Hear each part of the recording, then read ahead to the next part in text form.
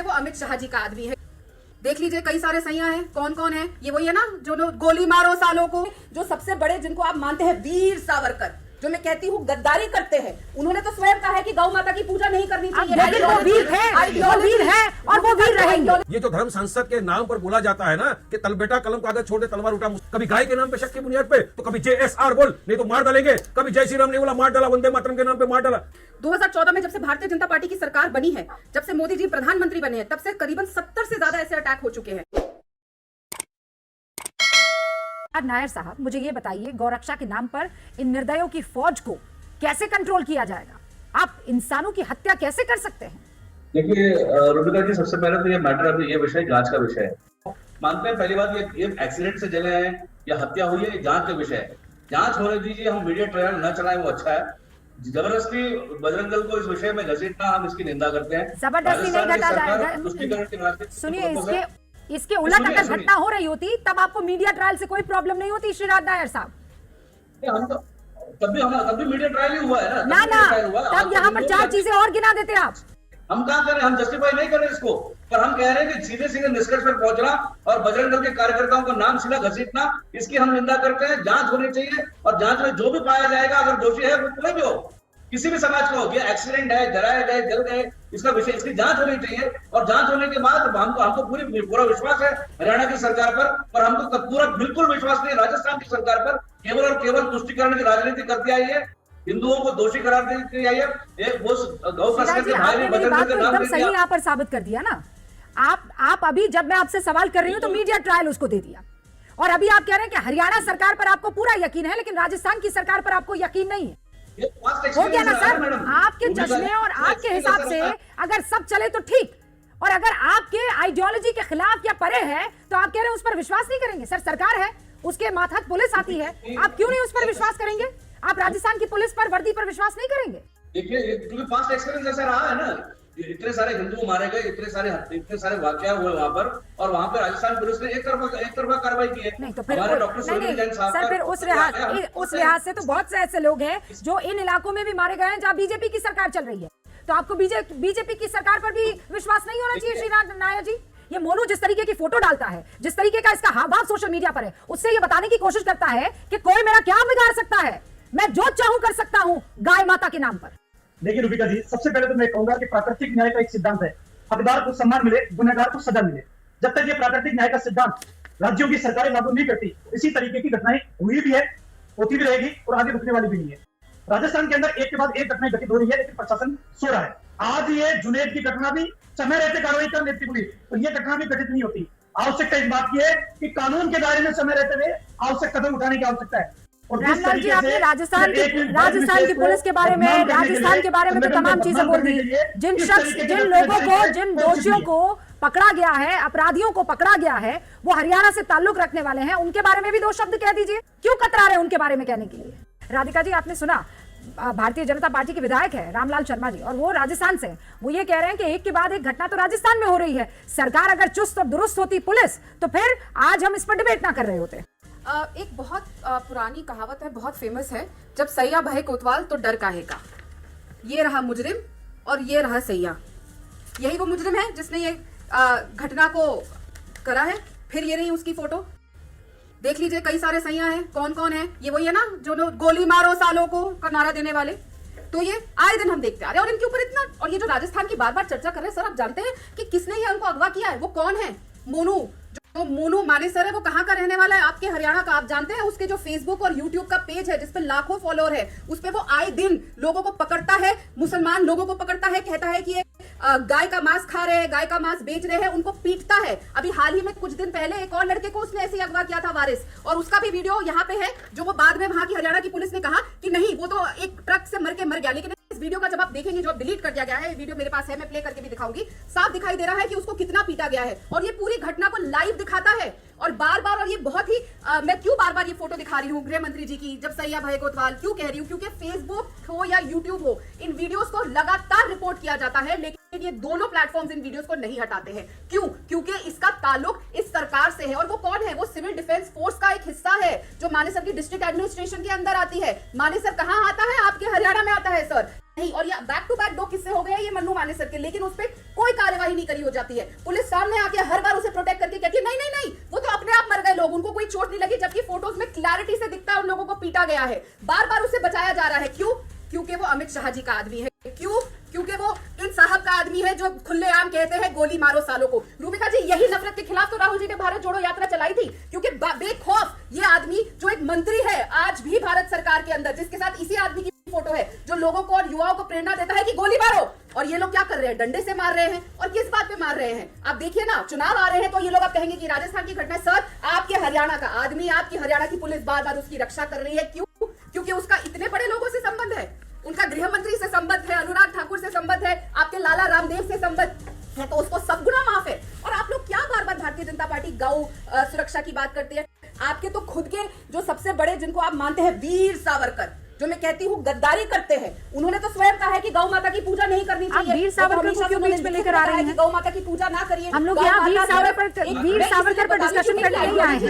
सावरकर को लेकर आपकी आइडियोलॉजी अलग हो सकती है, लेकिन वो वीर थे, वो वीर है और वो वीर रहेंगे। लेकिन वो वीर थे, वो वीर है और वो वीर रहेंगे।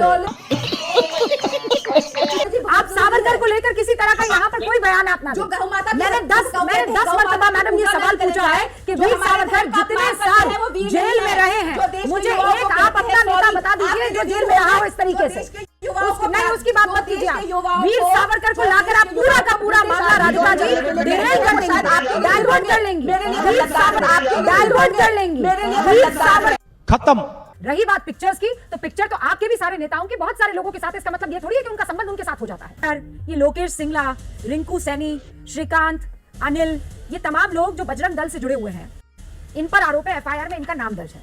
मेरा बड़ा मसला ये है कि इन लोगों को ये शय कहां से मिल रही है कि ये जो चाहे वो कर सकते हैं सोसाइटी में। जो आरोप लगे हैं मोनू मानेसर पे, उसको लेकर के मैं कभी भी मैं हमेशा इस पक्ष में ही रहूंगी कि पूरी की पूरी कार्यवाही सरकार, जो भी जांच एजेंसियां हैं वो अच्छे तरह से करें। और अगर मोनू मानेसर गलत है किसी भी मामले में, और अगर उसने सही में हत्या की है, तो फिर कड़ी से कड़ी जो सजा होनी चाहिए वो मिलनी चाहिए। कि जहां तक मेरी जानकारी है, और correct me if I am wrong, दोनों स्टेट्स में काउ स्लॉटर बैन है। तो अगर काउ स्लॉटर बैन है और ये सरकारी निर्णय है, ये इसमें भाजपा और कांग्रेस का कोई लेना देना नहीं है, तो फिर वहां पे काउ स्लॉटर के प्रावधान कैसे खुल जाते हैं, इलीगली गायों की तस्करी कैसे होती है और गायें कैसे मारी जाती हैं, इस पे तो चर्चा होनी चाहिए। एक हम एज अ नेशन हम एक डिसीजन ले सकते हैं। इसमें वीर सावरकर को घुसेड़ने की जरूरत नहीं है, इसमें वीर सावरकर को घुसेड़ने की जरूरत नहीं है। कम मर्यादा रखिए, थोड़ी मर्यादा रखिए। हारिस पठान इस पर कुछ जवाब देना चाह रहे हैं। अगर सोचिए रूबिका जी, इसी तरह की घटना किसी मुसलमान ने की होती तो अब तक अहंकार मच जाता है, कौन से मदरसे से पढ़ गया है, रेडिकलाइज यूथ है, जिहादी है। अब मुझे बताओ, ये मोनू मानेसर उसकी गैंग वाले किस मदरसे के प्रोडक्ट है? किसने उनको रेडिकलाइज किया? ये मैं बताता हूं उनको रेडिकलाइज कहां से हो गई है। ये जो धर्म संसद के नाम पर बोला जाता है ना कि बेटा कलम कागज छोड़ दे, तलवार उठा, मुसलमानों का निरसन कर दे, मुसलमानों का नरसंहार कर दे, ये वहां के रेडिकलाइज यूथ है। ये इसीलिए इतना बंदूक लेके पब्लिक के बीच में घूमने की इनकी ताकत आ गई है, वीडियो निकालने की ताकत आ गई है, वीडियो को डाउनलोड करके अपलोड पूरी तरह सब जगह भेजने की ताकत है, क्योंकि उनके साथ पुलिस वालों के फोटो है, उनके साथ शाह साहब बैठे हुए, सारे फोटो वायरल है पूरी तरह। मोदी जी तो बोलते सबका साथ, सबका विकास, सबका विश्वास, मगर कहां सुनते हैं उनके लोग। उन्होंने कहा था शादी प्रज्ञा को मैं मेरे दिल से माफ नहीं करूंगा, मगर आए दिन वो तो बोलती है कि मुसलमानों को काटो, चाकू छुरी तेज करके रखो, मुसलमानों का गर्दन काटने में काम में आएगी। मोदी जी जब तक सख्त कानून नहीं बनाते, मॉब लिंचिंग पे या इस तरह की काउ स्लॉटर के नाम पे जो हत्याएं होती है, ये चलता रहेगा। हमने बार बार कहा कि सख्त कानून बनेगा, आज भी मैं आपके माध्यम से कह रहा हूं, हमको नहीं लगता कि इंसाफ मिलेगा नासिर और जुनैद को। किस किस नाम से लोगों के मॉब लिंचिंग कर दिया गया, कभी गाय के नाम पे शक की बुनियाद पे, तो कभी JSR बोल नहीं तो मार डालेंगे, कभी जय श्री राम नहीं बोला मार डाला, वंदे मातरम के नाम पे मार डाला। तो किस दिशा के अंदर ये देश को लेकर जाना चाहते हैं? ये वो मानसिकता है जो हमारे देश के सेकुलर फैब्रिक को नष्ट कर रही है। ये वो मानसिकता है जो हमारे भारत देश को हिंदू राष्ट्र बनाने की बात कर रही है। इसको बंद करना पड़ेगा। अभी जैसे सुब्रत ने कहा कि हरियाणा के अंदर और राजस्थान के अंदर काउ स्लॉटर बैंड है। चलिए, अगर काउ स्लॉटर बैंड है, फिर भी अगर कोई कर रहा है, आपके पास इन्फॉर्मेशन है, आपके पास जानकारी है कि यहाँ पे इलीगल गतिविधि हो रही है, तो पुलिस प्रशासन किसके लिए है? किसने आपको अधिकार दिया कि आप कानून को हाथ में ले लो और मार डालो, जला डालो, मर्डर कर दो? अरे पुलिस, आप जाइए पुलिस के अंदर दे दीजिए, जो कोर्ट फैसला करेगा, जो सजा कोर्ट देगी, सजा मंजूर होगी, मगर कायदा कानून को हाथ में लेने का किसी का अधिकार नहीं है, वरना कोर्ट कचहरी बंद कर दो। बंद कर दो, सारे जजों को घर भेज दो, वकीलों को घर भेज दो, पुलिस वालों को घर भेज दो, जो भी दिखा ऐसा सीधा मोनू सर को बोलो जा मार डाल, काट डाल, फिनिश कर डाल, इंस्टेंट जस्टिस खत्म कर दो। ये नहीं चलेगा। नहीं तो हो हमारा देश सकता है संविधान पे instant चलता है, justice जो डेमोक्रेसी है, में रहते हैं, कायदे वो कानून पे चलेगा, अव्वल दिन हमारी ओवैसी धांधली सीखे हो ये दादागिरी लोग। पे नहीं चलेगा। वो भी पुलिस पर इसी तरीके से यकीन नहीं करते थे, याद है ना आपको? वो भी ऐसे ही कहते थे कि 15 मिनट के लिए पुलिस हटा दो और फिर हम बता देंगे। दोनों तरफ हो रहा है ना वारिस भाई, शुरुआत हुई है ना कहीं से तो। लेकिन आज मैं दोबारा मैं सिर्फ याद दिला रही थी कि भाई आपको नहीं उनको नहीं उसके लिए उनको सजा नहीं मिली है। ये मामला दूसरा था, ये उनके भाषण वाला मामला नहीं था। ये बात आप भी जानते हैं। 22 बरी हो गए, इस मामले में 22 बरी नहीं हुए, केस चला, उसके बाद 22 बरी हो गए। इस मामले पर नहीं है, अपने भाषण के मामले में नहीं है। जेल में डाला हेट स्पीच के लिए, और परवेश वर्मा को जेल में डाला। परवेश वर्मा ने आप मानते हैं ना कि हेट स्पीच था, मुसलमानों का आर्थिक बहिष्कार, आप मानते हैं ना कि हेट स्पीच था। अब देखिए हम लोग डिरेल हो जाएंगे, मैं सिर्फ आपको याद दिला रही थी। वारिस पठान साहब प्लीज, आप चाहते हैं कि आज का मसला डिस्कस ना हो?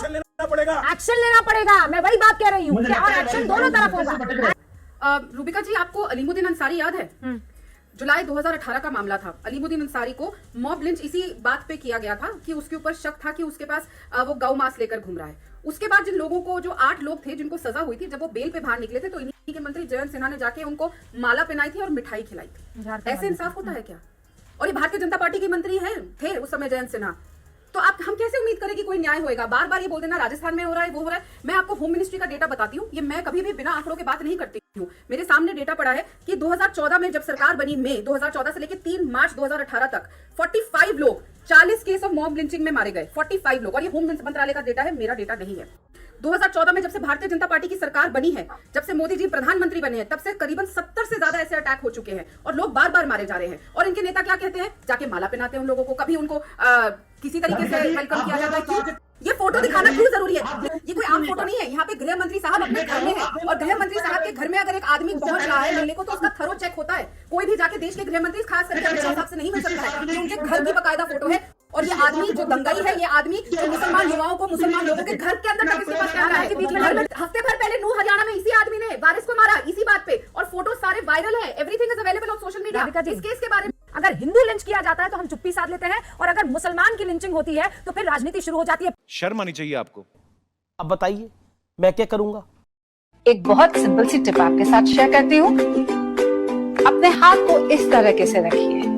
If you look at this from your side, आपका लेफ्ट हैंड आपको बी के जैसे दिखेगा और राइट हैंड आपको डी के जैसे दिखेगा। B and D. B for थोड़ी मदद रखिए। वे मैथों तेरा मन पड़या